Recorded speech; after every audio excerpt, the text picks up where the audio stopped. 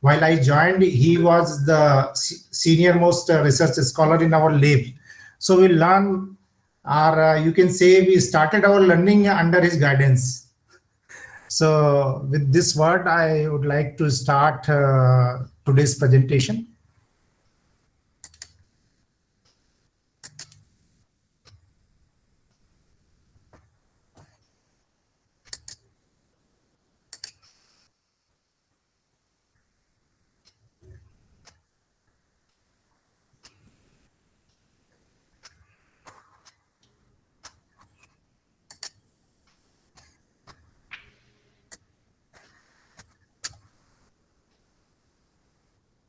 Is my slides are visible to participants? Sir window खुली हुई है क्या? Yes. Okay, I think it is not visible. I'll stop. No, and it is then not visible. Yeah, stop presenting and you can just share the window. Yes, I am sharing the window.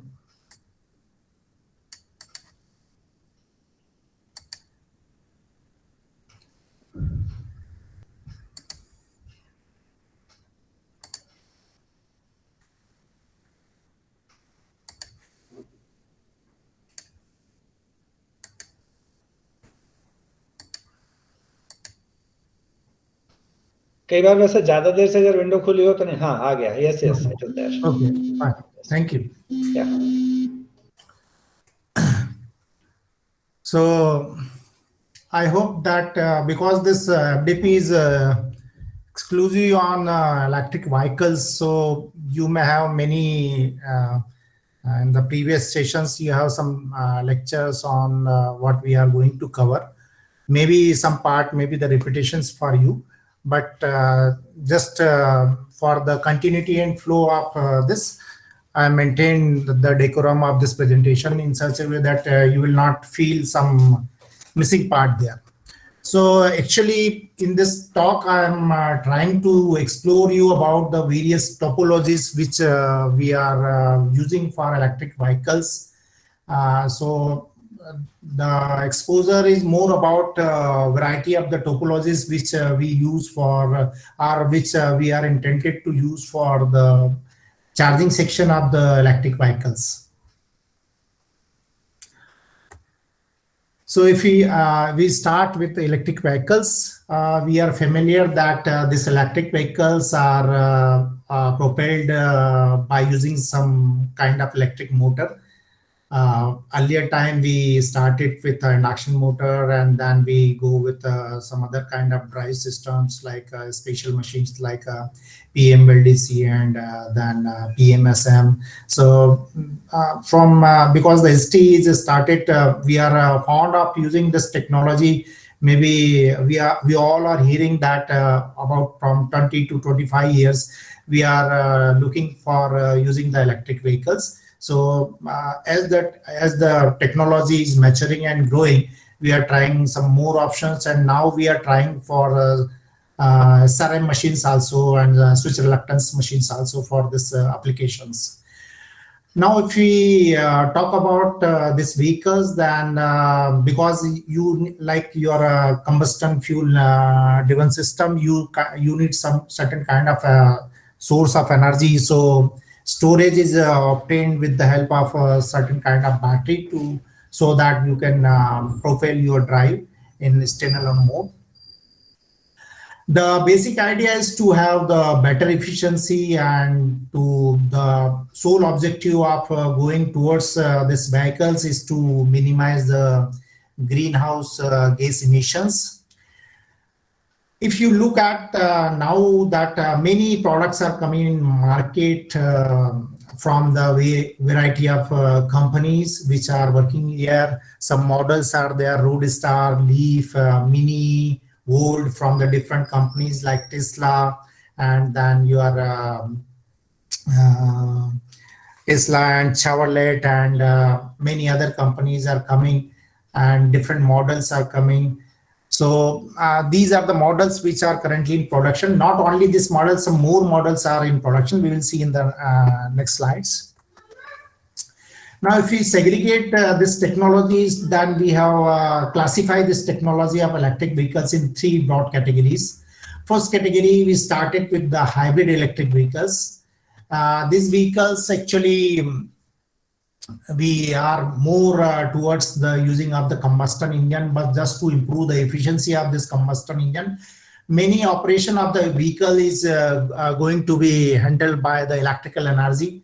So basically, it's a combination of traditional fossil fuel powered vehicles and the combination of electric vehicles is there.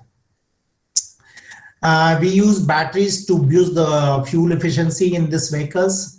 The batteries are charged while the vehicle is moving under the influence of your, so main drive is still in this technology is your fossil driven engine.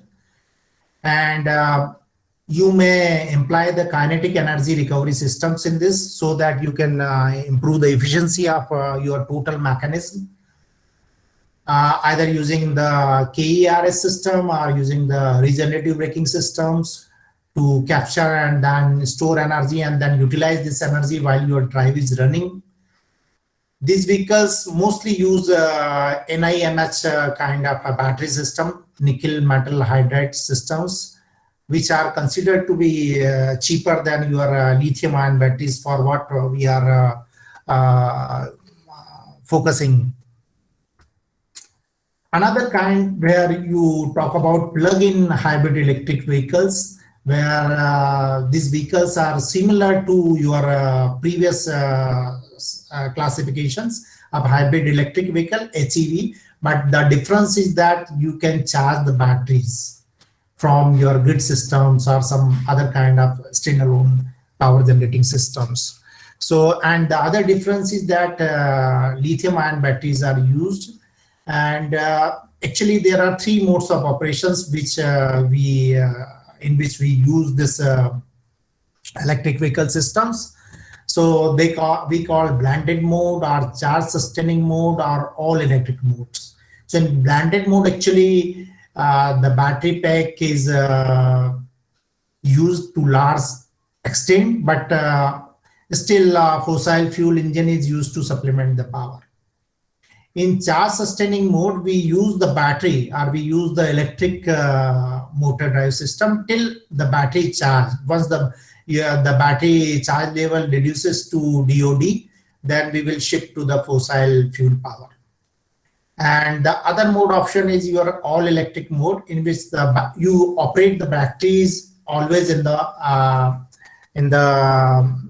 with the help of your electric motors. Then this technology for which we are moving towards, and many of your vehicles are in this range are coming into the commercial use. You call these are the fully powered by electricity and only the electricity. It uses the large sections of battery packs because you need a heavy mileage and long distance coverage from these electric vehicles.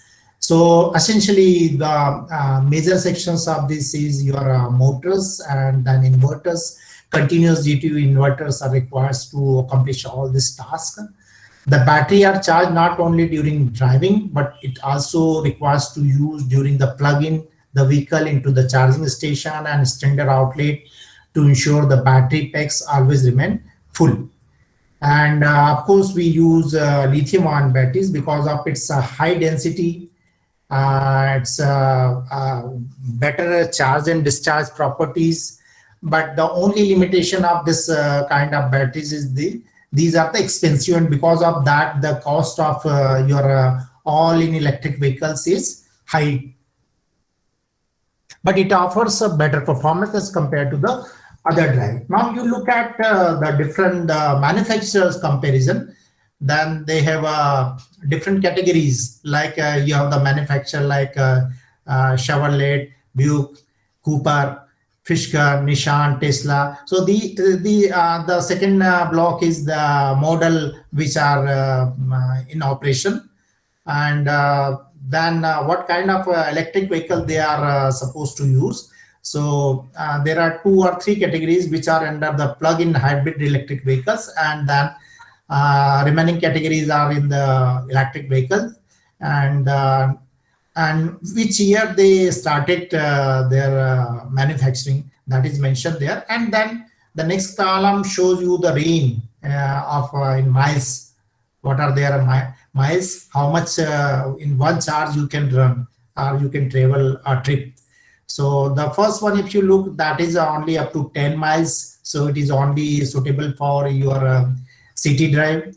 Then second model, if you go for the Volt, then the mileage is available up to 40 miles. Then if you go with the Cooper, then it is 156 miles from BMW. Then another model is 50. And if you see the last one, the mileage is around 220. This data is still old. Now this Tesla has developed a technology which can go up to 350 miles. Okay. So, and then the last column that is important is how much capacity is required for that. So for the battery thing. So you can notice that as your mileages are increasing, then the sizes of the battery is going on. Now we come to the different chargers for the electric vehicles. So we usually classify, these are the standards provided by SAE, that you can classify in 3 to 4 categories for this level of charging: level 1 charging, level 2 charging, and level 3 charging. What is actually difference in this? Actually, if you start with level 1 charging, then probably to charge your storage system you need a large time. Okay, but there are certain advantages of this charging. If you go with level 2 charging, then the charging time will reduce. And if you go with the level 3 charging, so the charging is fast. We consider it is a fast. So actually we expect that we have the refueling system, something like that, what the existing technology is there. If you use the combustion engine, you go to the fuel station and just take your fuel and then you run. So probably you need 10 to 15 minutes to fuel your tank and then you move. So we are trying, researchers are trying to minimize this time so that you may have a fast charging abilities with your system. So like your combustion fuel system, you can charge as fast as possible. So if you look at this level of charging, then level 1 charging is compatible for your normal supply. You can use 120 volt or 230 volt AC supply, and it is a single phase. You can have your domestic socket for this purpose also.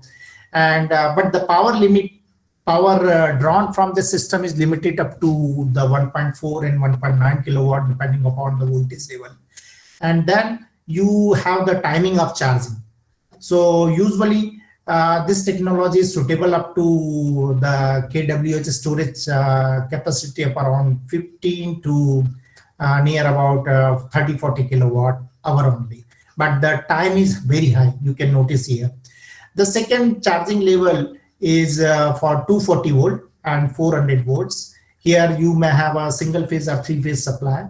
And this charging is not from your conventional system. In level 1 charging, you need not require to anything modification in your existing system. But in this system, you have the certain kind of chargers for that, charging supply for that. And so these are maintained by the private charging owners, or maybe it is public outlets from where you can maintain these chargers. So here you can notice that the charging time is reduced. So now as compared to the first one, the charging time can go up to 1 hour to 4 hours for the different ratings of the systems. So if you go with the further with the state, as per the standardization, if you the level 3 is the fast charging, where you can have the facility of off-board, and here you need a 3-phase supply, and that is for the commercial purpose, and it is dedicated for dedicated supply is required for that. And power drawn can be possible up to 100 kilowatt for this range. and the timing is very small. You can notice here. Still, we are the technology is going in such a way that you can how you can minimize the charges. There are certain challenges, there are certain issues, but we are trying to minimize this charging times.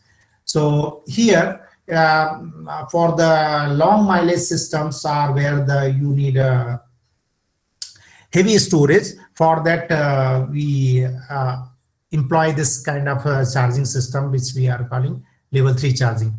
And we can expect that near about in India, there is a lot of tendering process has been started. And at many places, this the process of installing this parking station is going on. So that is a development in our country also. So if we classify this different level of charging than level first charging, if you take about the advantage of this level 1 charging, then you can see that there is no installation cost, because ready to use outlay sockets you can use for this kind of chargings, which are available in the near to your parking of car, or you can even install at a very nominal cost. So it's have a low impact on the electric utility peak demand charges. There is no impact because you are going for slow charging. So it is something like that you are using a geyser or something like a refrigerator in your household. Not much, too much burden is on the utility grid. But the main disadvantage is that it's a poor, very slow rate charging. The rate of charging is very slow. So you can consider that typically 3 to 5 miles of charging is possible in 1 hour. So that is good enough if you are taking this kind of system for your own vehicle, like your 2-wheeler or 3-wheeler. You are visiting to your office, and then your vehicle is parked there, and then you have to come back to your home, and then your vehicle is in the parking again. So you have a very high time available for the charging. So such kind of charging is suitable for such applications. Level 2 charging, if you look here, the little bit boosting of the voltage required. For India, it is fine that 240 volt or 230 volt is available. So level 2 charging is also possible from the systems of the existing supply systems. And as compared to the previous one, the charging is fast. Now, as compared to 3 to 4 miles per hour, you can have the range of 10 to 20 miles per hour. It is more energy efficient because of the technology or topologies we adopt for such level of charging. So near about the basic idea of all the technology development, or that how you can minimize the losses taking place in conversion, taking place in transferring the energy from one system to another system, how compact you can design your system, how minimize the size of your system. These are the basic objectives of all these developments. So variety of EV chargings are available in this range, and they have different products for this, and your vehicle manufacturer will also provide you the such kind of systems. The only disadvantage as compared to the previous one is that it is more expensive, and it has a potentially more impact on your grid supply systems. So that is another issue which has to be addressed while you talk about the charging of your vehicle's storage system. Then this is the third category where we are talking about fast charging. So here we are, our sole intention is how to minimize the charging time. But is it a very straightforward procedure? What are the challenges here? If you are going for the fast charging, first you have to see that whether you are supporting, or the charger is allowed to have the fast charging in your system. Another issue is that is your battery is able to accept this much amount of charges in a small duration. That these issues the researchers are addressing, and as the issues are addressed, then the technology is going to the further higher level. So 80% charge is possible in the range of half to 1 hour. And here you probably need a high power AC. So voltage level is high, so then it is possible to transfer the energy at a better rate as far as the charger is concerned. So if you look at the advantage, obviously the charging time will be reduced. That is the objective. And variety of charging equipment manufacturers provide these products in the standard fashion. So the market is available for these products, their outlets, their connection, their terminations. But what are the disadvantages? Disadvantages as compared to level 1 and level 2, if you look, then it is going to be adversely affect your grid stability. That is the main challenge while we are talking too much about electric vehicles. So power system engineers are also finding an opportunity to handle these challenges and how they can handle this challenge and how they can take the benefits of the systems for improving their stability. So the another kind of research is going in these directions. Of course, if you don't able to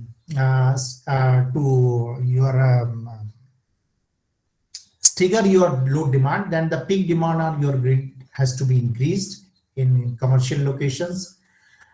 Standardization of the different plugs is still in process, and manufacturers are trying to solve these problems. It is a steady industry based problem, so the industry is going to sort out this problem. And depending upon the vehicle and the charging equipment, fast charging can be slowed during cold weather. That is the another issue, that the charging can be reduced based on the environment, because the chemical process of the chemical reaction which is taking place inside your storage system, that also need to be taken care. And for that you need you have to regulate the temperature of your parking station. Now this is a chart which shows you the comparison of the existing products, and if these products are to be charged from the different level of charging by the chargers, then how much time they need. So the first product from Toyota, if you look, then for the level 1 charging, it requires 3 hours to complete charge. If you go with the level 2, then you need a 2.5 hours, and fast charging is not acceptable for this model because of the technology they are using for the storage. Another products from Chevrolet, if you look, the product model is Volta. The range is 40 miles, and with level 1 charging you need 5 to 8 hours. With level 2 charging you need only 2 to 3 hours. Level 3 is also not acceptable here.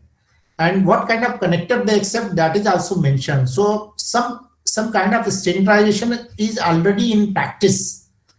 So the industry or the government is trying to standardize all this kind of systems while they are talking about the parking stations. So all kind of parking facilities should be there in that parking station. It is going to be standardized. If you look at Mitsubishi model, then for level 1 charging, it requires almost 7 hours for 96 miles, and 14 hours for level 2 charging for 96 miles, and almost 30 minutes is required for 96 miles. So that is a good development with DC fast charging or level 3 charging. Then the another models, Nissan and Tesla is also there. Tesla, this current model is not accepting this DC fast charging. So they are working to make this as acceptable for DC fast charging by improving the storage technology. So such kind of parking station is expected to be available at the different locations for your vehicles. Now, if you took the classification of these topologies, which we have classified in level 1, level 2, and level 3, then these are the probable options.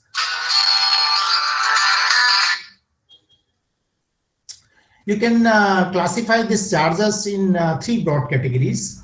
One is a unidirectional charger, other one is bidirectional charger, and the third one is contactless chargers, where the lot of extensive research is going on to make it comfort in such a way that like you are having a more convenient for the vehicle operators. So this unidirectional charges means you can able to transfer the energy from your grid to your charging system, means the battery. So bidirectional is not possible. So means it acts like a load on your grid system only. It cannot be help to maintain the stability of your systems.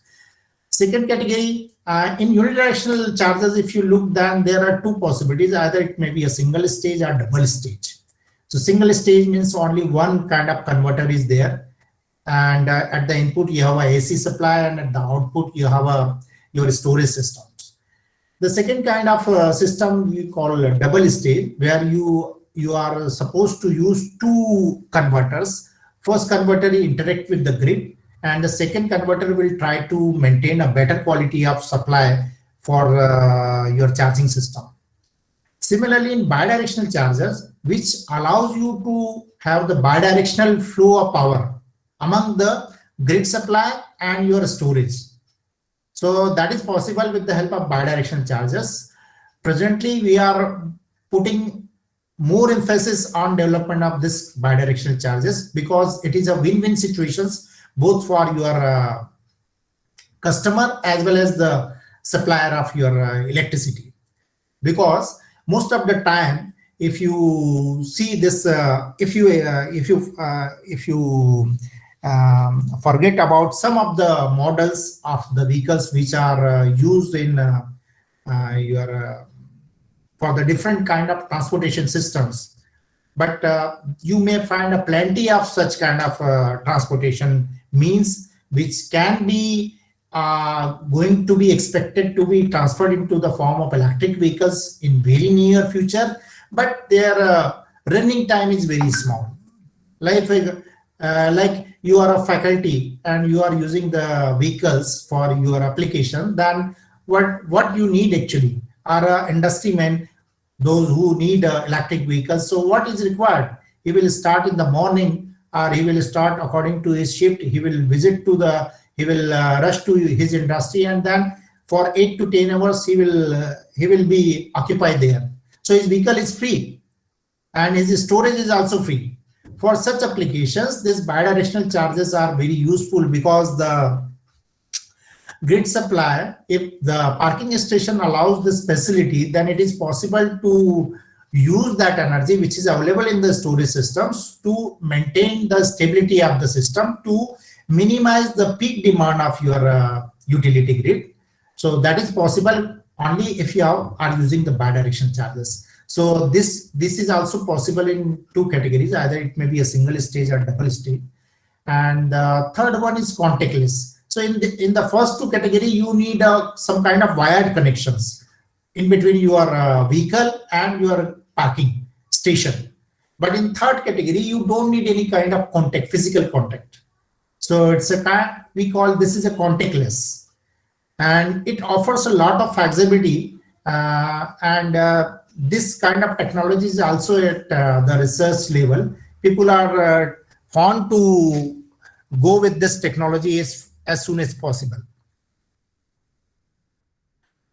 Now we'll try to explore certain kind of charges which are available and which is possible. What kind of topology is possible to be used as a charging? So if you go for the charger, the first thing comes in your mind, because lead acid batteries from years to years we store the charges in lead acid battery, and we use this lead acid battery for a number of applications. So what kind of technology we are using for charging this lead acid batteries from years to years? That is actually based on thyristerized converters. Okay. This converter may be a single phase converter, or it may be a 3-phase converter, and in this you may have a lot of topologies which are available. So depending upon the charging current and the charging voltage level, we pick up one kind of topology, and then this charger is based on this topology.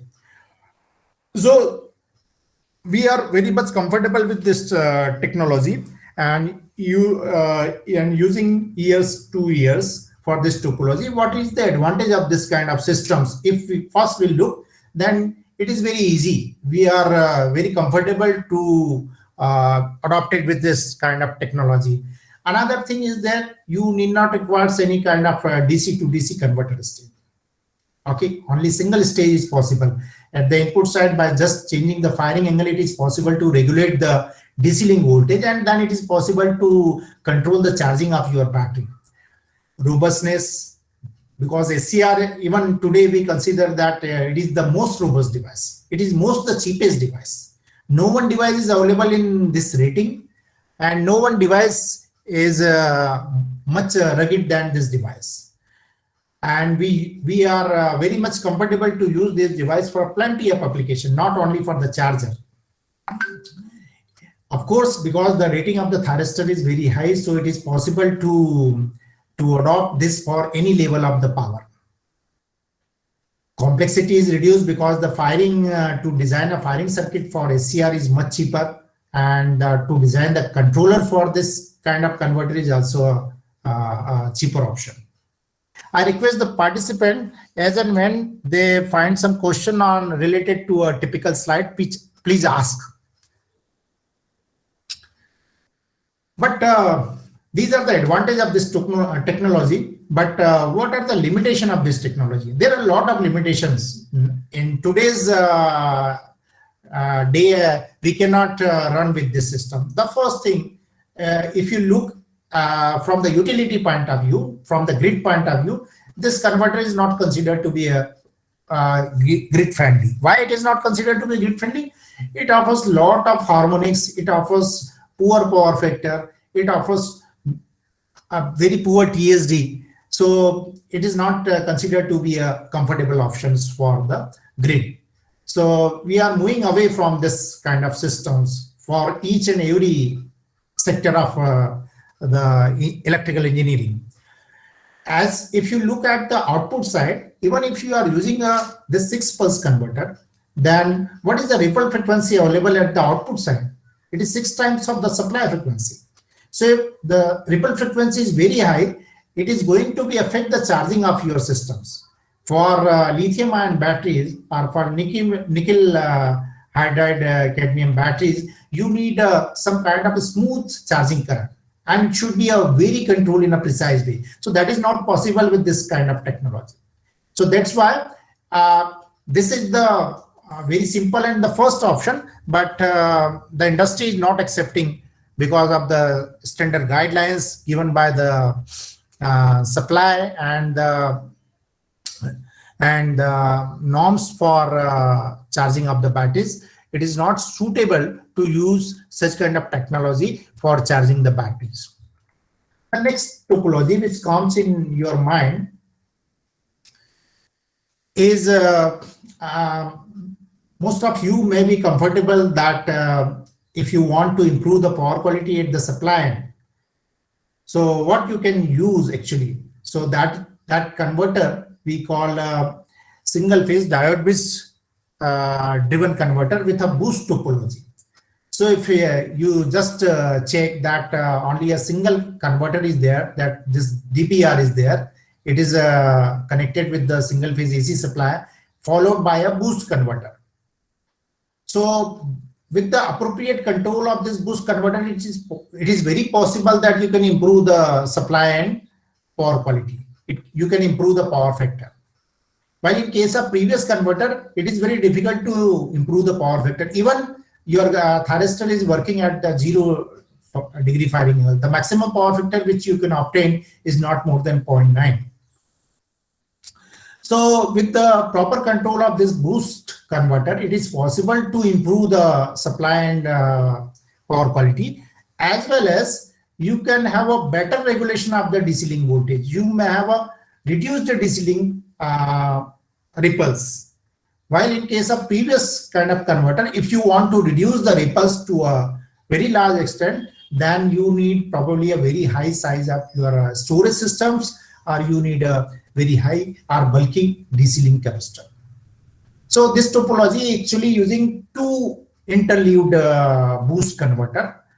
Okay, so just to facilitate to improve the power rating of this charger, as well as to minimize the ripples present in the charging current. Okay, so actually this is a two-stage converter. The first stage is this one, DBR followed by a boost converter, and then it is followed with a certain kind of DC to DC converter topology. It may be a buck converter, depending upon the charging voltage of your battery, or it may be a buck boost converter, it may be a CUC converter, SEPIC converter, whatever the converter. So that is also a unidirectional converter. So it is not possible to return the energy from the storage which is present at this end. So if you look at the advantage of this charging system, then you will find the battery charging current ripple is reduced to a large extent. Inductor size will reduce when you have an interleaved converter. When you have a two converter in place of one converter, then it is possible to have the reduction in the size of this interleaved converter like a multi-phase chopper. It has a two boost converters which are working in parallel, but their switching is 180-degree displays, so that you can minimize the ripples in the inductor current, charging inductor current. And because the two switches are present, so the current stresses in these switches are reduced to half. Better heat management is possible because your devices are not thermally stressed, so it is possible to relieve the energy to in a much better way. This converter can be suitable up to a power level of 3.5 kilowatt or near about 4 kilowatt. Yeah, if you look at the results, these are the experimental results. If you look at the results, you will find that this is your supply voltage. This is your supply current, which is exactly in phase with the supply voltage, right? And the harmonics is also reduced as compared to your thyristor bridge converter, right? And this is the output voltage. This is the output voltage. Okay, so the ripple is very less as compared to the previous case, so it's considered to be a better way. These are the scales given for the different waveforms. The second topology, if you look, then it is a phase shifted semi-bridgeless PFC boost converter. Again, it is a single stage converter, and it is also a unidirectional. So here, what we have done, we have modified the previous topology. Here you have your inductors are present at the DC side. We all know that the design of DC inductor is much difficult as compared to the design of AC inductors. So this topology is modified, and then these two switches are coming here, and these two inductors are at the supply side. So these two inductors are at the source side. So now these are the AC inductors. Two diodes are also eliminated, and this converter will also works in a similar way what we have seen for the previous one. Only two control switches are there. So what are the advantages of this topology? This topology avoids the need for the DBR, complete DBR. So DBR is missing here. Only you need two diodes. So anyhow, you are eliminating the two devices. So the switching losses of two devices or the conduction losses of two devices are going to be eliminated from this topology. The power density and efficiency is better as compared to the previous circuit, and this converter solves the problem of heat management of DBR. So the size of the converter is reduced. The major portion of size of your converter is covered by your heat sinks. So if somehow you are able to reduce the losses in your converter, the size of your converter will going to be compact. And it also provides the PFC. Certainly you have some EMI problems arises from this converter as compared to the previous one, but this can be handled in a much better way by designing a EMI filter whose size and cost is very less as compared to the components which we are using in the previous converter. These are the results. So identical kind of results are obtained from this converter also, with the reduction in the components and improvement in the efficiency. When you look at this multi-level, you can say it's a half-bridge converter. The number of stages can further be increased just to minimize the ripples and improving the current at the DC side.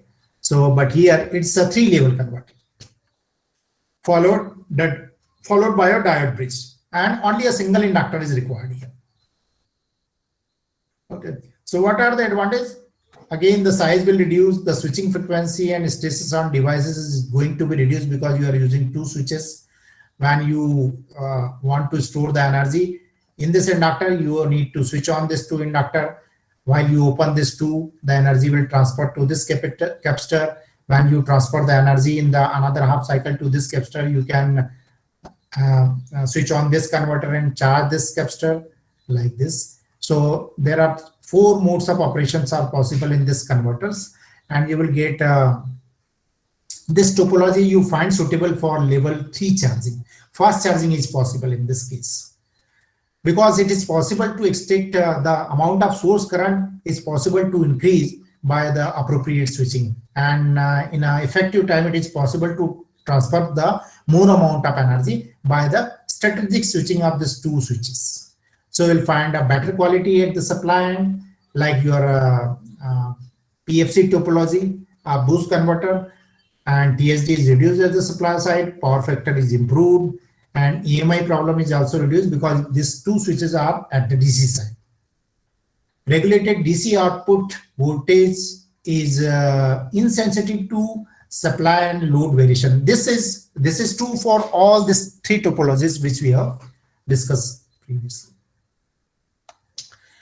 This topology, we are quite familiar with this topology. Now, while you are talking about this topology, the first one we call half bridge, the second one we call full bridge.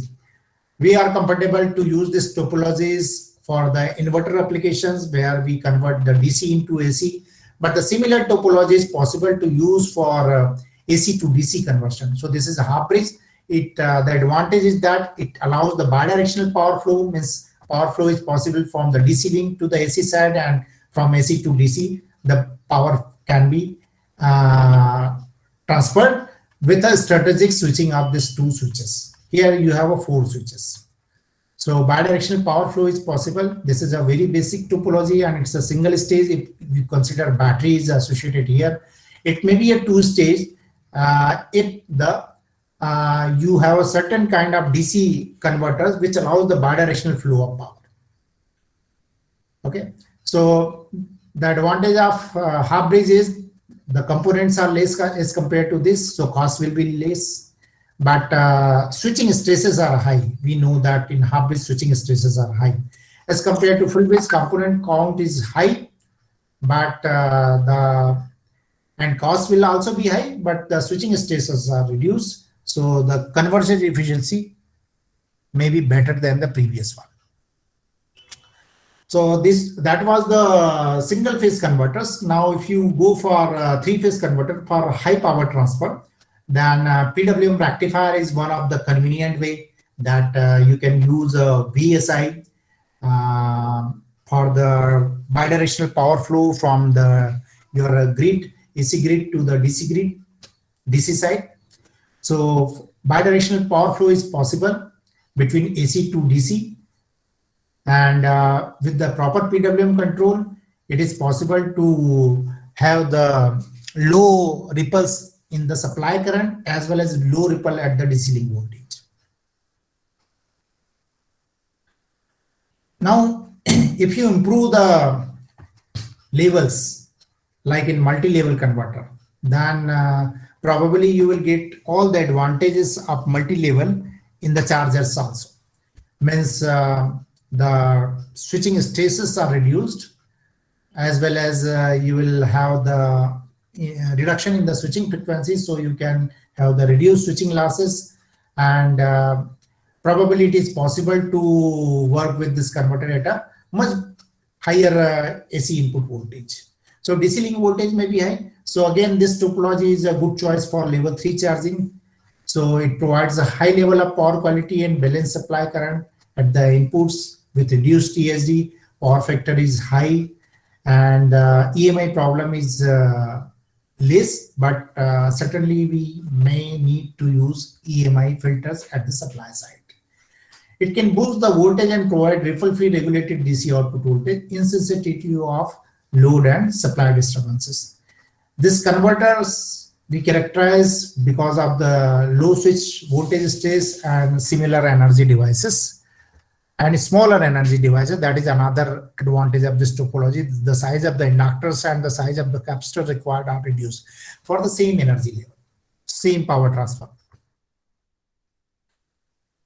Now this is again a PWM rectifier, but it is followed by another converter. So this is a two-stage topology. In the previous one, it was a single-stage topology. Now you have a two-stage topology, so that you can have a more liberty on your charging strategy. This buck boost converter will facilitate you the smooth charging of your battery during charging section, as well as this combination of two converters allows the flow of power from the DC link or the storage to your grid supply system, also to stabilize your grid or to exchange the power.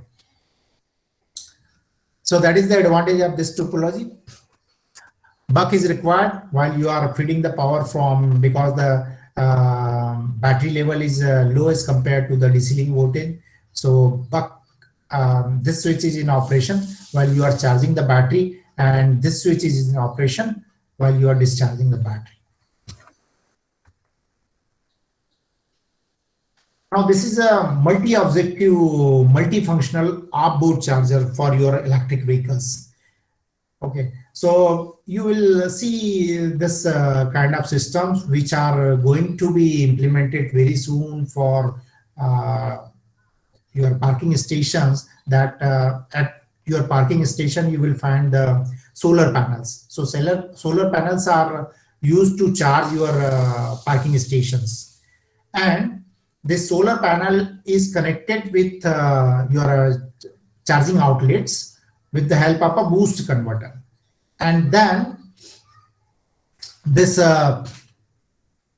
battery storage systems are again connected with the DC link of your grid interactive converter with the help of a buck boost converter, right?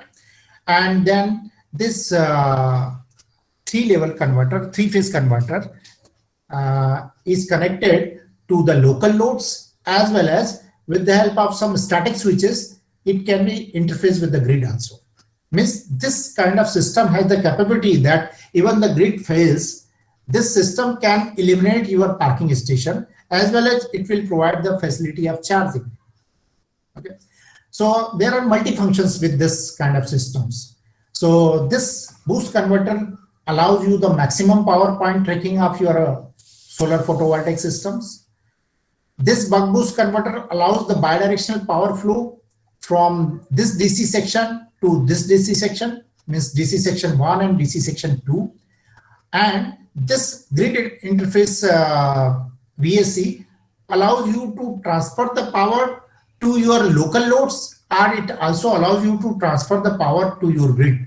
And in case like during the night time or during the time when you do not have the enough solar energy, then it is possible to take the energy from the grid also. Or it also allows you to transfer, even the solar supply is not there, but vehicles are there in the parking station, then it is possible to transfer this energy to the grid to stabilize it. So there are multi functions available with this. Now you can find, you can think about the charging strategies for this. So you may have a very good strategy, because this converter is a grid interactive, as well as it's a kind of example of your small microgrid, that when the main grid fails, the microgrid should be able to provide you a regulated voltage and frequency AC supply, so that you can eliminate your local loads, as well as when the grid supply is available. So it can be connected with the help of this static switches, and it will interact with the grid system. So you need the kind of strategies where you may have a charging and synchronization and isolated operations like your microgrids, as well as this buck boost converter provide you a smooth charging options for your battery. It may be a constant current mode, it may be a constant voltage mode, it may be a trickle mode, whatever the mode is required. When the vehicle is there, this buck boost converter allows you. So while a person going to implement such kind of system, he has to take care of the multi-functions facility which is available with the systems. But the reliability of the system is very, very high, because it is a interface with 3 kinds of active sources. Now look at another topology, which is a bridgeless SEPIC converter and used as a battery charger. So this is also a PFC topology. It is connected with the single phase grid. It is suitable for level 2 charging. And if you look that a half bridge is there, and then a transformer is also required. So it's a high frequency transformer, and this high frequency transformer will transform the emulated AC supply into DC, and then it allows you to charge the battery. As far as the control is concerned, you are worried about the battery voltage. You have to maintain the reference this DC link voltage, so you can have the control over the charging of your battery, as well as you need to monitor the battery current. So you have a reference DC link voltage, you have the sense DC link voltage. You are comparing these two with the help of certain PI controller. You are producing the corrective signals in terms of the reference current for this SEPIC converter, and then this SEPIC converter is controlled corresponding to the demand of the current also. So it's a current control also. The current error is processed with the help of another PI controller. The PI controller will provide you the modulation signals for these 2 switches, and a PWM controller is used to provide the gating signals for these 2 switches. So in the next slide, we will see what are the different modes of this converter operations.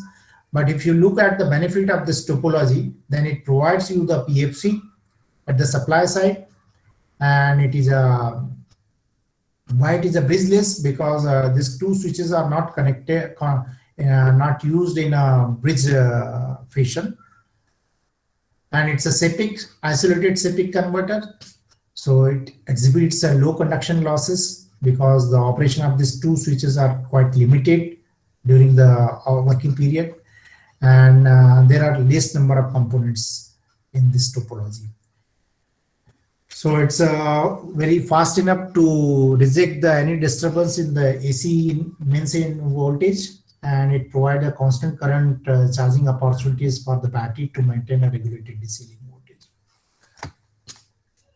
Yeah, if you look at the different modes of operation of this converter, so just see the different modes of this converter in the positive half cycle and in the negative half cycle.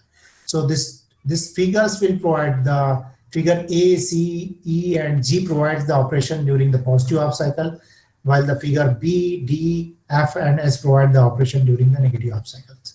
Means the respective switch is in operations during the respective half cycles. Means the first one is in operation during the positive half cycle, the second one is in operation during the negative half cycles. So how the current flows to the different winding in the different modes is explained here. And if you look at this waveforms, how you are providing the gating signals to these 2 switches, so probably this is one mode of operations for one cycle operations for your one switch.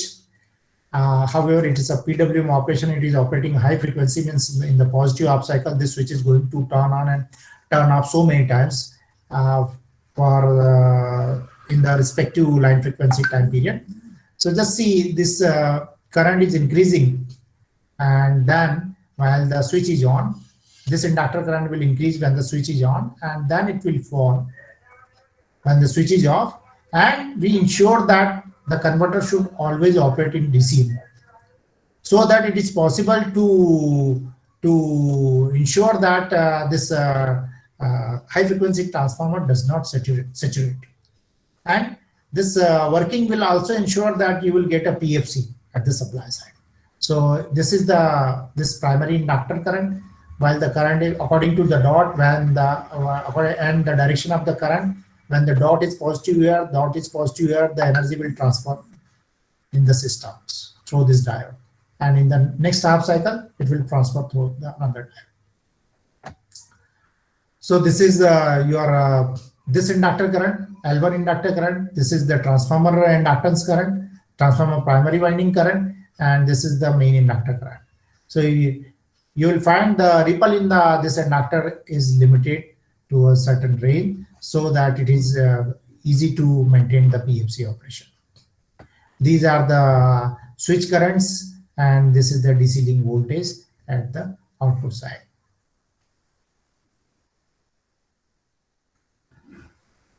Another topology, if you look, then it is actually based on the matrix converter, and it is used for fast charging. It has been reported near about 2015, this topology, and you will find again a resonant kind of system, and high frequency transformer is there. So this is your matrix converter. This is a resonant system. So basically it will convert the AC power into a high frequency AC power. And then this rectifier, it is a phase shifted rectifier, which allows you the bidirectional power flow. By shifting the phase of this voltage with respect to this, it is possible to either accept the energy, or it is possible to relieve the energy with the help of this converter. So when the energy is available here, this converter will transfer this energy to the grid side, and when energy, you need to transfer this energy from grid to supply, then this matrix converter operates from the nominal frequency or the fundamental frequency to the high frequency AC. So that's why this will allows you a AC to AC conversion, and then this converter will allow you to AC to DC transformation.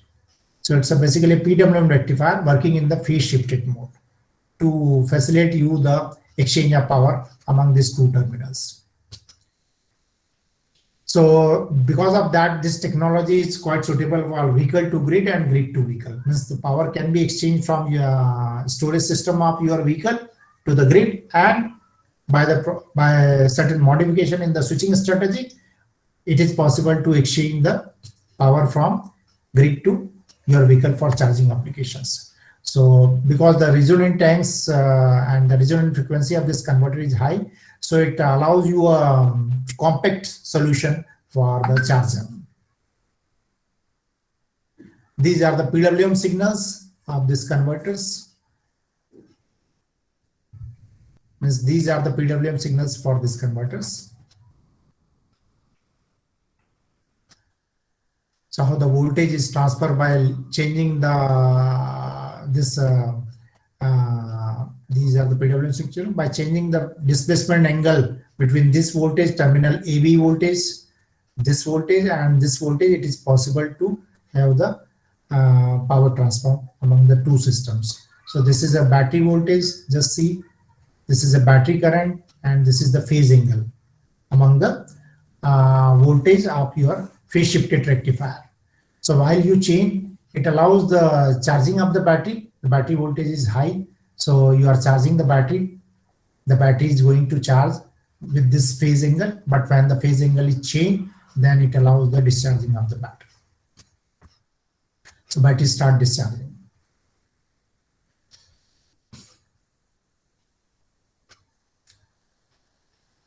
Another kind of system you can see on this slide. This is a bidirectional power converter, again for vehicle to grid operation.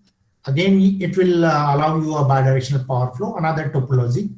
So here you notice the supply is a single phase supply, followed by a PWM rectifier, then followed by an isolated topology of DC to DC converter.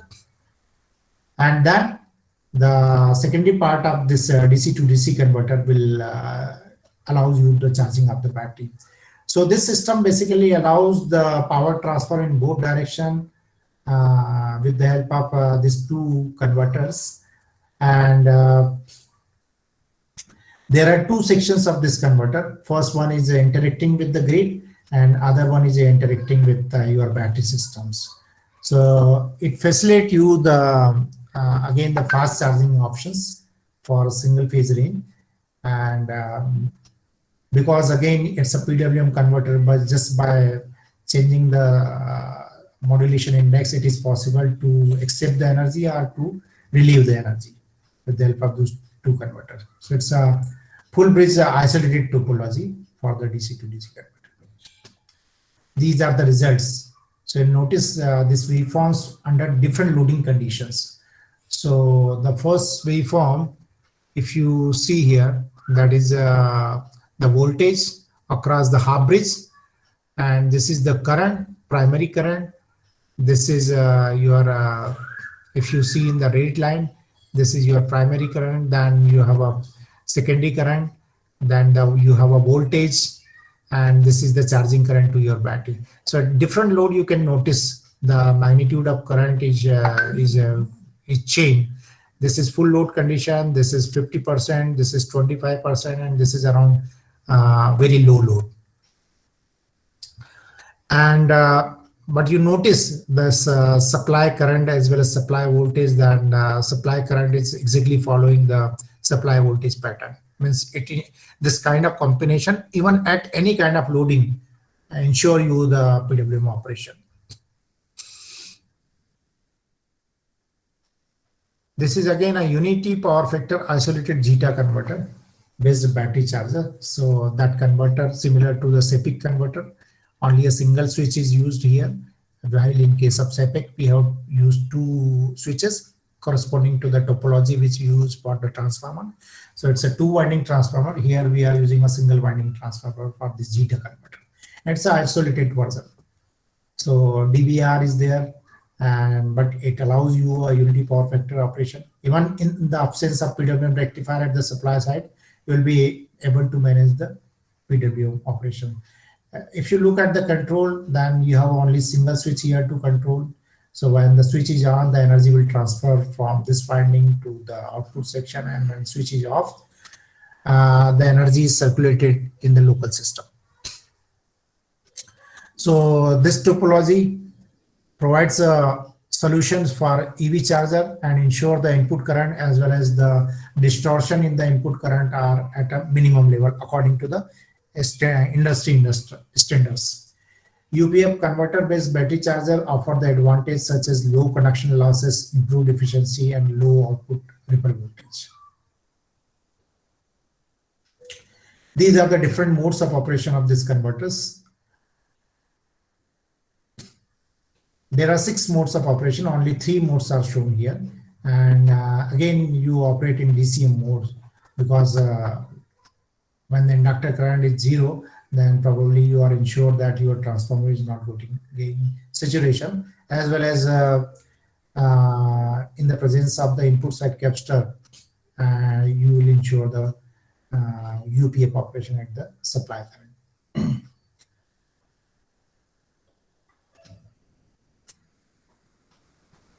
Now come to the integrated battery chargers. Now people are trying some other options because in vehicle you need 2 kind of power electronics systems. One system is required to in between your grid and the battery to charge the battery, and the another kind of converter solution is required to drive your vehicle motor.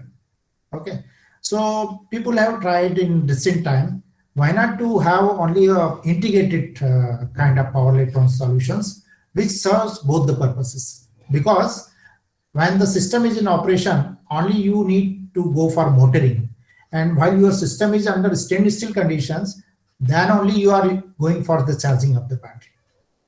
So is any option is available? So people have reported different options for this kind of systems. So you can notice it's basically only a single motor is there, which is a 6-phase motor. 6-phase induction motor is used for driving the electric vehicles. And I'm sorry, it's not 6-phase, it's 2 induction machines. 1 induction machine, because propelling, you need 2 motors in your drive system. So for these 2 motors, you need separate inverter systems in your motors. So motor 1 and motor 2.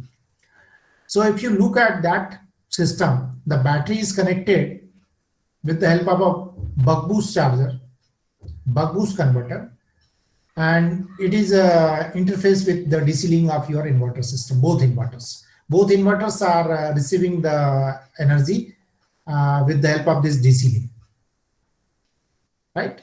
And here, if you notice, there are some kind of static switches are used, which are mentioned here with the help of K1 and K2. While your vehicle is in the driving state, means you are driving your vehicle, these switches are open. And while your vehicle is in the standstill mode, then one of the inverter you can use for charging your storage systems. So this is a plug-in hybrid kind of topology. The vehicle can be moving or stationary. There only one option is there. And here in this case, the first machine plays a role in delivering the regenerative energy to the battery by supplementing the driving force as a traction motor. And the another machine is used to charge the battery.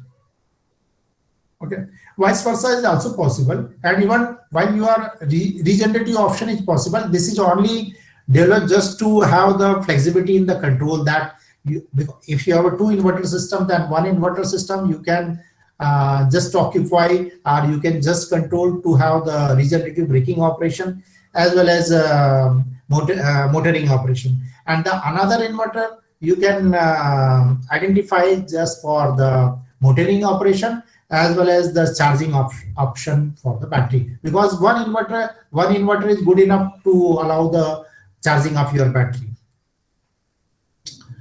So in the charging mode, both motors and inverters operate as an AC to DC boost converters. While you need to charge, you can take the energy with the help of this switch, this windings, and this converters, and back to these machines. So this winding inductance just act like a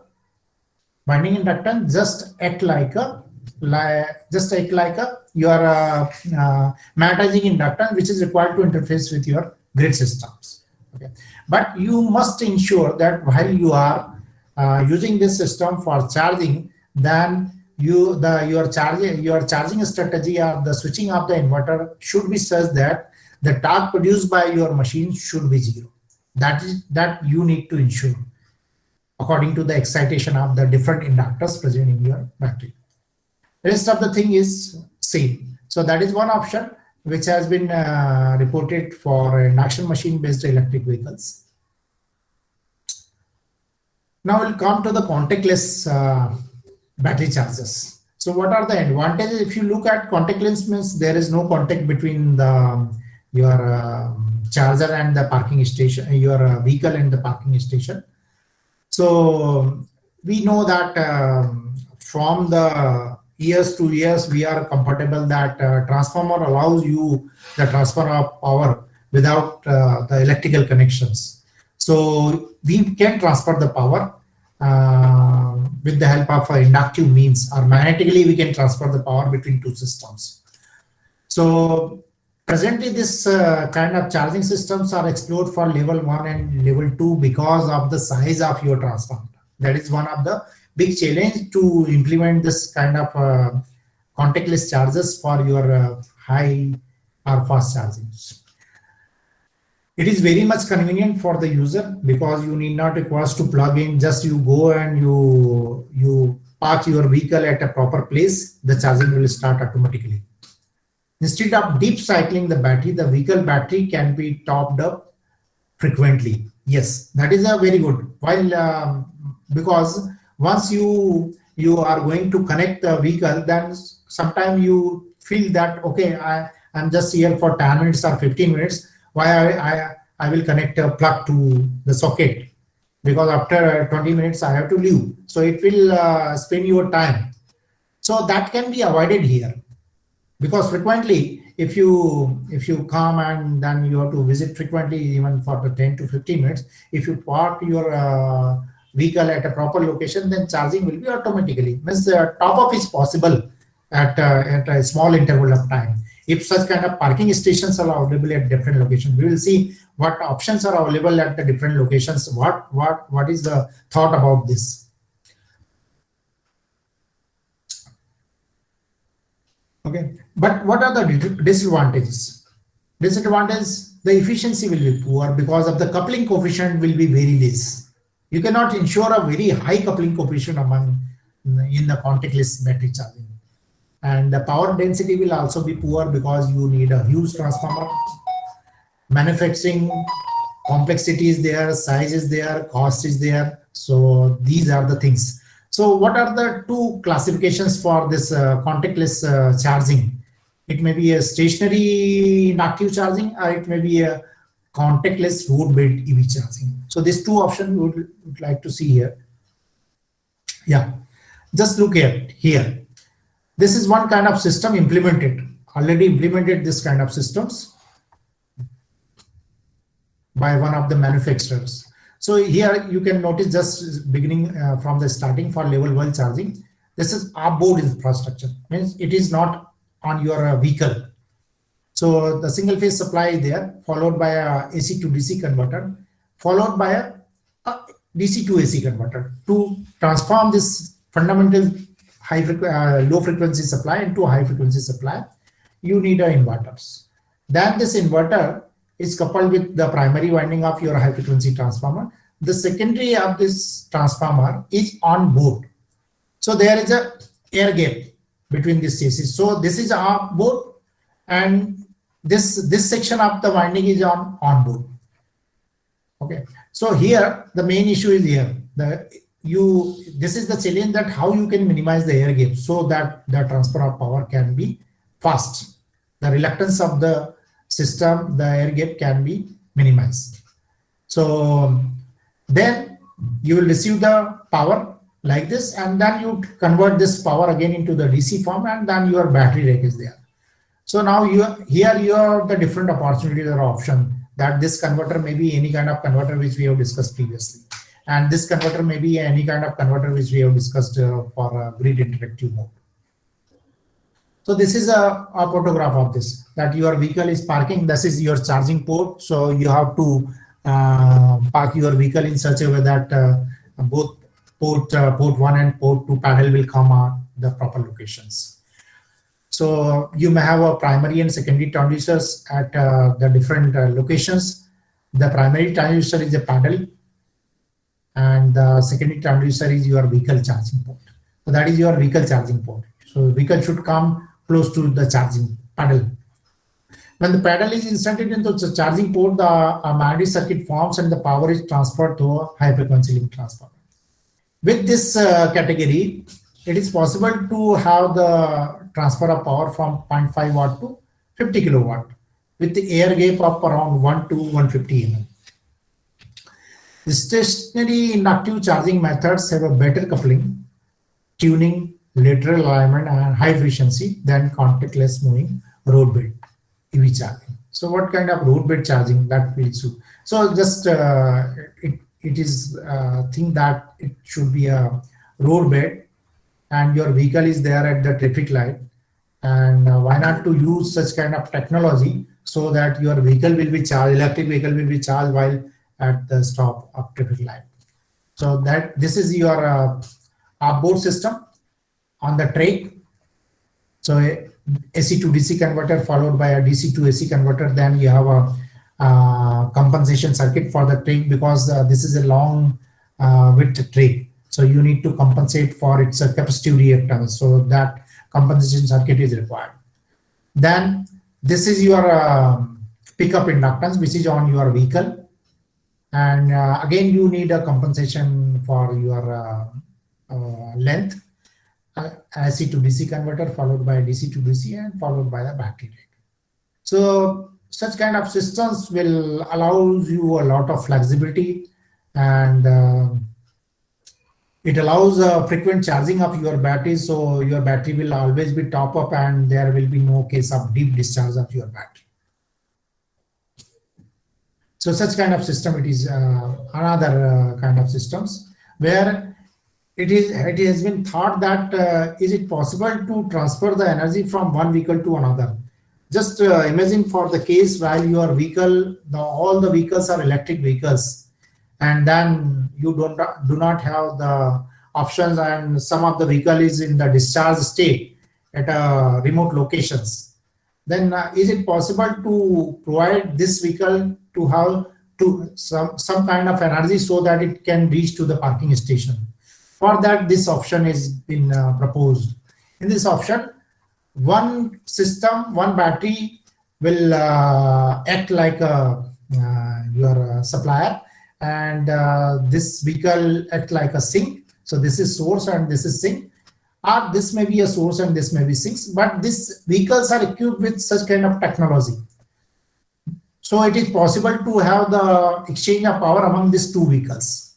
So this may be an option that the magnetic circuit is this vehicle, and then it is it may be parked in such a way that this two sections, paddle and the primary and secondary transducers will be close together to have the exchange of power. Or it may be certain kind of systems where you provide such kind of facilities that if this vehicle comes to this location, if this vehicle comes to this location, then you may have a certain kind of batch system where the exchange of power is possible. So such system is expected in this kind of system. A battery is there, battery one is a source, then inverter section is there, then a high frequency magnetic air coupled transformer is there, and through this air coupled transformer weight, you may have another transformer in the vehicle, and inverter system is here to charge the battery. So you can transfer the power from one battery to another with the help of this technology.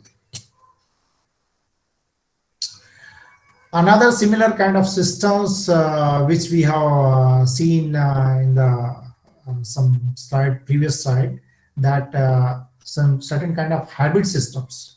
So this is another example of hybrid system. This is your 6-phase synchronous machine used for electric vehicles. Now, this is driven through a battery system followed by a buck boost converter, and then this DC link. So this inverter will supply this 6-phase synchronous machine to drive the vehicle.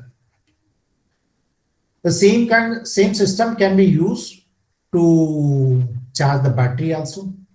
So while your vehicle is stationary, what you can do, you can identify any 3 windings. So these 3 windings can be connected with the grid, and the other 3 windings may remain open. So with the help of these 3 windings, you use this converter as a PWM rectifier, and then you transfer the power from grid to the vehicle. Again, the condition is that the switching of this inverter should be such that it will provide a 0 torque to your machine, so that your vehicle will not displace from its parking location. So this is an example of hybrid system. This is a SRM based system proposed for the e-bikes. So this is actually a 3-phase SRM machine, and this is a bridge topology used for the SRM. The storage is here, and this SRM e-bike is supposed to charge through a solar PV system. So the same converter is used to charge the vehicle, to charge the storage system of the vehicle, and same converter is used to drive the vehicle. So just see here, some static switch is provided here. That static switch will ensure whether you need a motoring operation or you need a charging operation. Right? While it is at the parking station, then the switches are connected in such a way that it will connect with the outlet of your solar panel to provide a charging options for your storage. And while you are at running mode, then the switches are connected in this way so that it will provide a motoring operation for your battery. So in this way, it is again a solution which provide an optimized solutions for your vehicle.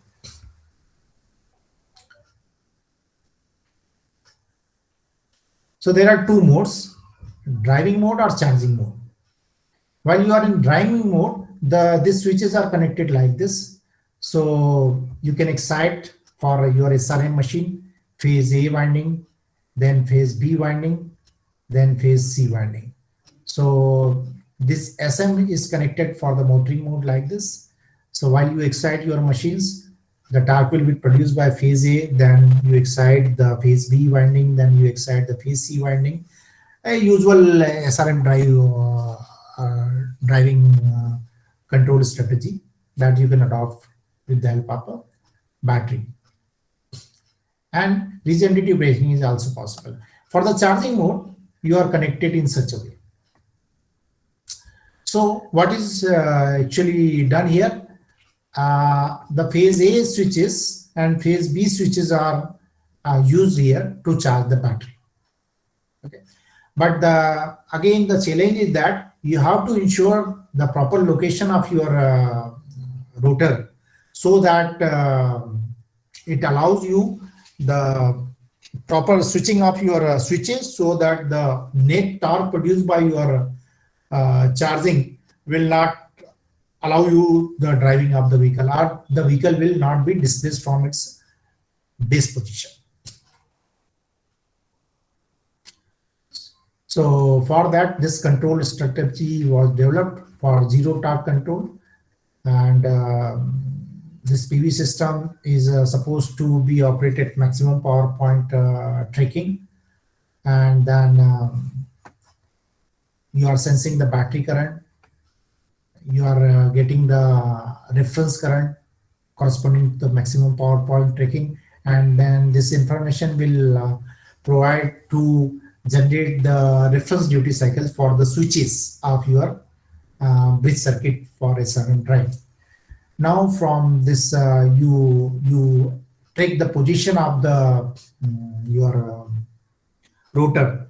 So the position should be sensed, and you provide the torque in such a way to both the excitation winding so that the net torque should be zero. This is a phase A winding and phase B winding. You are exciting this two winding. This is phase A winding and this phase winding. Now you need to have the charging through this switches in such a way that the torque produced by the phase A winding and the torque produced by the phase B winding should be equal. It should be equal, so then only it is possible that the position of rotor will not be changed. So that is ensured by proper strategy here, that you generate the switching times for all the three segments. Although we are generating the switching time for these two switches, but there is a provision. If suppose the rotor is placed at this position, then you need to excite phase 2 and phase 3. So the rotor position is also required, and based on this information is coming either through a sensorless scheme or through the sensor.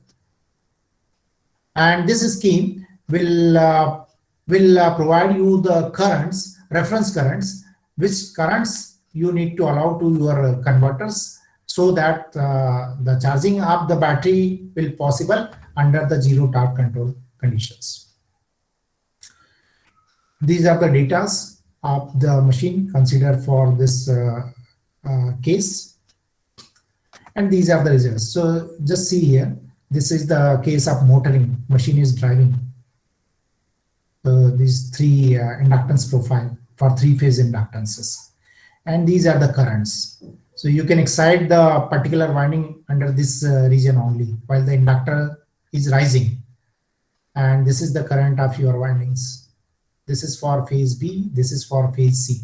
So the net torque produced by the control is something like that, and your machine is running at 1000 RPM. These are the specification of solar panel considered for these applications. And these are the specifications for the batteries.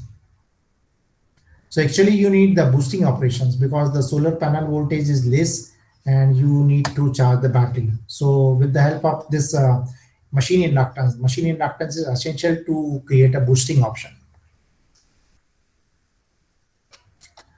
These are the cases under specified conditions for the charging. So this is, you can notice the charging current. This is the solar panel voltage and this is the battery voltage.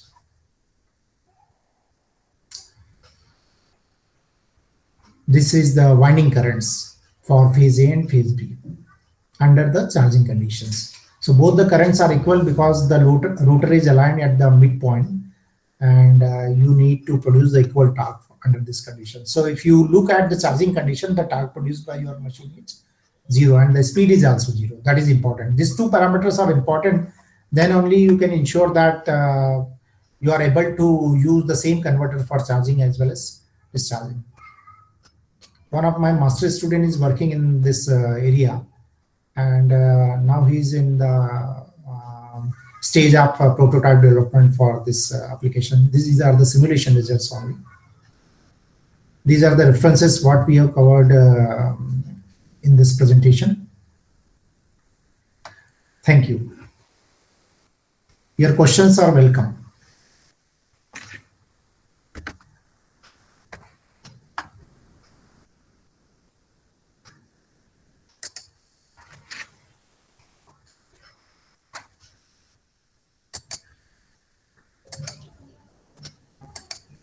Any queries from the participant side?